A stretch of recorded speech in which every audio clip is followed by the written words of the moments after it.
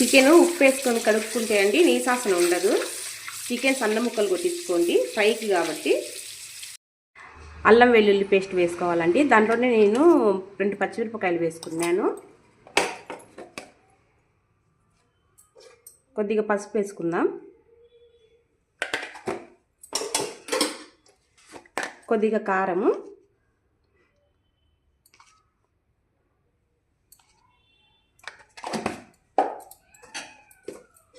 కొద్దిగా సాల్ట్ వేసుకుందామండి.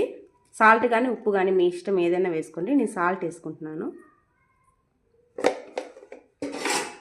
ఇవన్నీ కలుపుకుందామండి బాగా.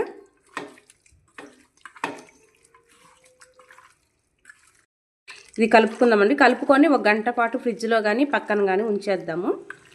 1 గంట పాటు కడాయి పెట్టుకొని దాంట్లో ఆయిల్ వేసుకున్నానండి. వేడవుతుంది. మనం కలిపి పెట్టుకున్నాం కదా చికెను, అది ఇప్పుడు వేద్దామండి దాంట్లో. చూడండి చికెన్ ఎలా ఉందో. మనం కలిపాం కదా మసాలాలు, అవన్నీ ఈ చికెన్లోకి ఇదే ఉంటాయండి. రుచి బాగుంటుంది. దీంట్లోకి ఉప్పు కారం అన్నీ పట్టింటుంది చికెన్కి.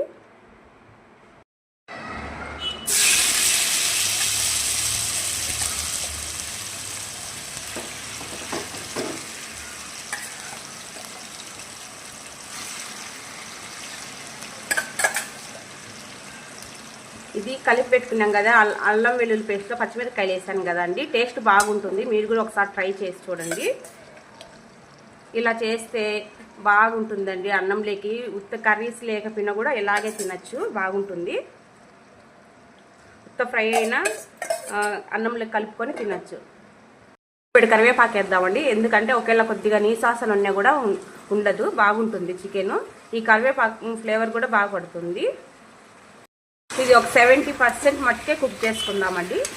70% కుక్ అయినాక పక్కకు తీసుకుందాము. ముక్కలు కొద్దిగా గట్టిగానే ఉండాలండి ఫ్రైకి కాబట్టి. ఈ వాటర్ ఉంది కదండి, కొద్దిగా ఆ వాటర్ అంతా ఇమిడిపోయినంత వరకు చేసుకుందాం చికెన్. దాంట్లోనే 70% ఉడికిందండి. ఇది ఒక గిన్నెలోకి ట్రాన్స్ఫర్ చేసుకుందాము.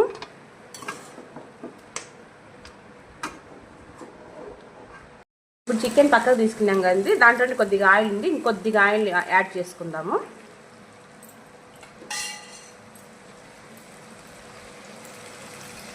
తర్వాత ఆనియన్స్ తీసుకుందామండి. మీకు ఎక్కువ క్వాంటిటీ కావాలంటే తీసుకోండి, మాకు కొద్దిగా సరిపోతాయి అందుకనే.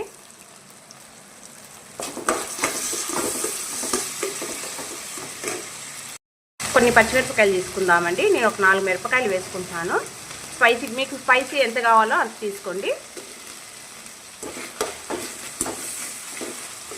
వేగాక ఒక రెమ్మ కరివేపాకు, ధనియాల పొడి 2 స్పూన్లు, జీరా పొడి, జీలకర్ర పొడి,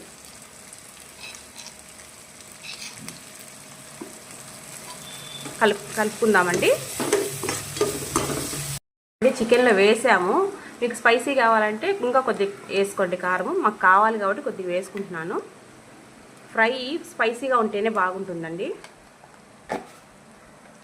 మసాలా వేసుకుందామండి. గరం మసాలా ఉంటే గరం మసాలా వేసుకోండి, లేకపోతే చికెన్ మసాలా వేసుకోండి.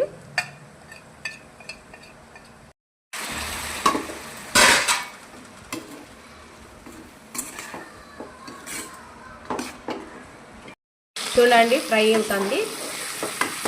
ఇలా మారేటప్పుడు ఇట్లా అనుకోండి, బాగుంటుంది.